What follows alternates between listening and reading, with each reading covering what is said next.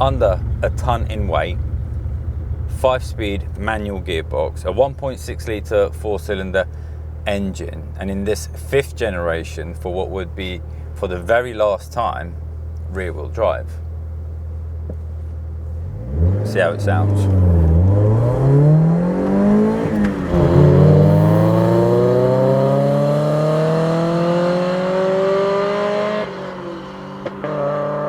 The Toyota Corolla AE86.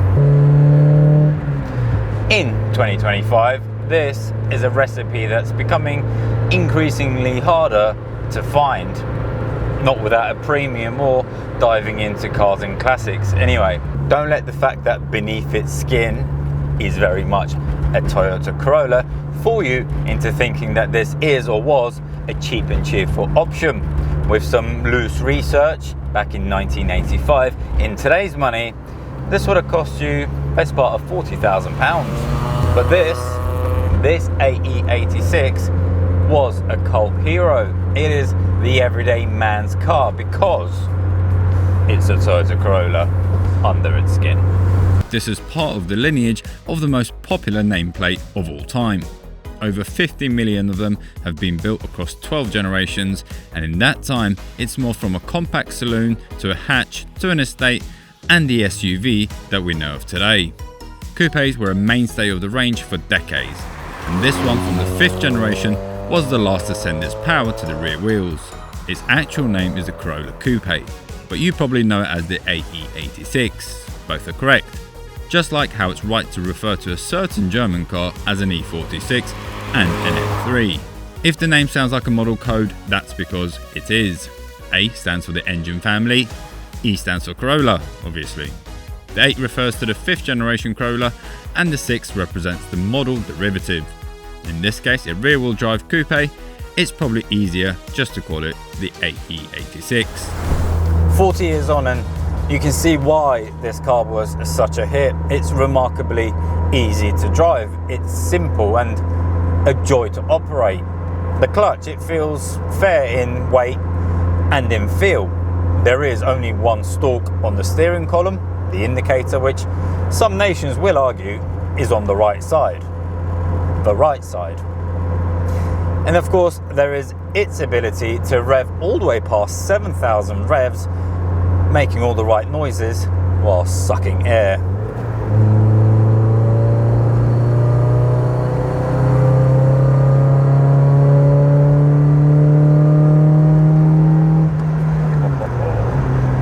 The power delivery is linear, as you would expect, due to the fact that this car has no turbocharger, which is somewhat different to the car that we featured on the first episode of Heritage Month that we've got running in the month of November. So if you haven't already, make sure you subscribe to the channel and give us a follow over on Instagram. We are featuring a classic car for every Sunday this month. I've had my fair share of weird and wonderful press cars over the last few years, but I've had more people come up to me in car parks, on bikes, and speak to me and ask me about this car than any other press car I've had.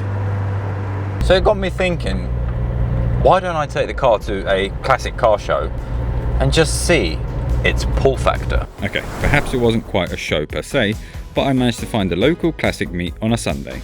So I turned up early with my show pony and parked up and took in some legendary icons. Whilst grabbing my obligatory coffee, I noticed some people sniff around the Corolla. There was one young man who was more excited than anyone else.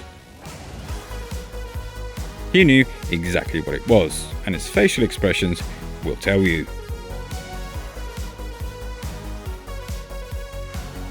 This heritage car from Toyota's press fleet features 14-inch alloy wheels. It also features a front and a rear air spoiler.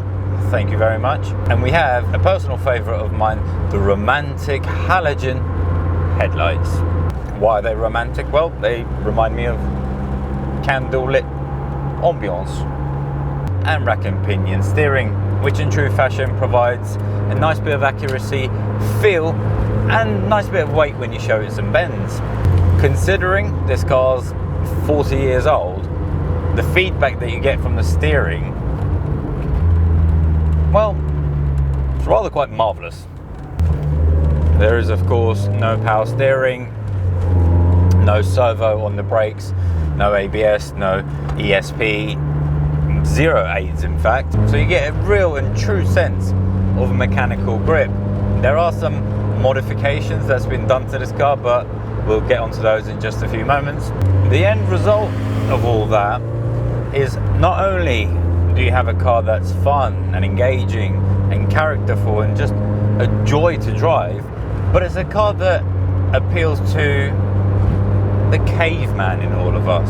Man, make noise. Man, change gear fast. The more time I've spent with this car, and I've clocked just over 500 miles now, the more at one I'm becoming with it, which segues nicely into the cliche which I'm about to say next. It is a fusion of man and machine. And the good news doesn't stop there. There's a reason why it sounds the way it does, because this car isn't the same one which left the factory. Most manufacturers turn their nose up at tuning culture. Others embrace it. Toyota fall firmly in the latter category. When this car was released, it was described as a car to appeal to the out-and-out clubman and motorsport buff who wants a very fast car, which is also capable of a quick and inexpensive conversion into a Group A rally machine. And who do you suppose said that? Top Gear, Auto Car Magazine, Auto Express, Car Magazine, Rush Magazine? No, it was Toyota themselves. The car was designed to be tweaked, so the fundamentals were made right from the outset. The driveline, the 50-50 weight distribution, the gear shift, the optional slip differential, it was asking to be modified. And this one was. This was owned by a man called Joe. Joe was the editor of a magazine called Banzai, a magazine devoted to Japanese cars and the tuning culture surrounding them. It was this car's original custodian who added the front strut brace, the induction kit, the lowered suspension, as well as a sports exhaust.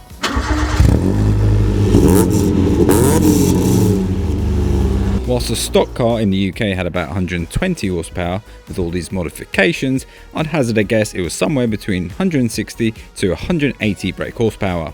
And all these little modifications really complement the car when you're using it to its full potential. On these country roads, it all comes together magnificently. It is, however, a double-edged sword. Whilst being magnificent on winding country roads, when you're on the motorway at 70 miles an hour, which you could probably tell can get a bit drony. As for the interior, well, the space in here is relatively generous. I've managed to put in a travel seat for my little one, and as you can probably already tell, it's pretty blue in here, which is why I'm wearing brown. I have cassettes from 1988. I've got a cassette player along with a radio. I've got a cigarette lighter. I've got HVAC controls, and probably the most digital thing about this car is the digital clock. Other than that, everything is pretty. The sunroof that retracts electronically as well. But other than that, everything's pretty analog, from the gearbox to the windows to the adjustment stalks on your side mirrors. And on the day of the shoot, I was comfortably able to put all my equipment into the boot. It does, in fact, smell like your granddad's shed in here. I don't know how true it is, but I read somewhere that younger people are going back to dumb phones from smartphones just so they could be away from screen time and be away from the distractions. I know as a photographer, more and more so people are asking about film photography. Analogue is making a comeback. Dovetailing from that, the other night I was driving home, it was getting late and it was very dark. It was pitch black, and I found myself sitting in the car in complete darkness with this overwhelming sense of, wow, I can see really well despite the halogen headlights.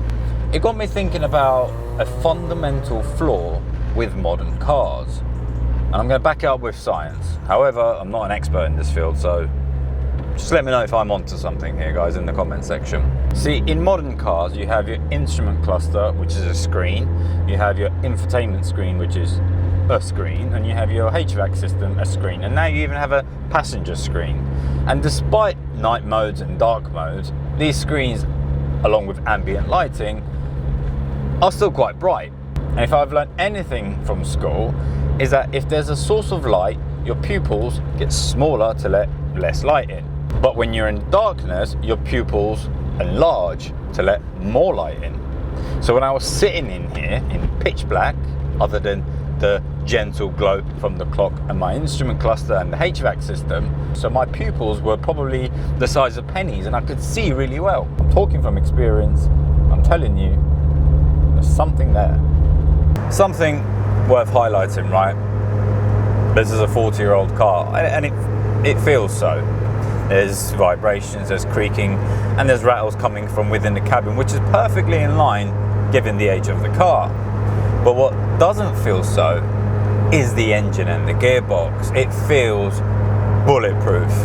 So whilst the body might feel that of a 40-year-old, and that's something I know about because I'm almost 40 and my knees are clicking when I kneel down and stand back up. I moan and grunt when I get in and out of cars. But the engine, on the other hand, well, that has the energy and the stamina of a 20-year-old.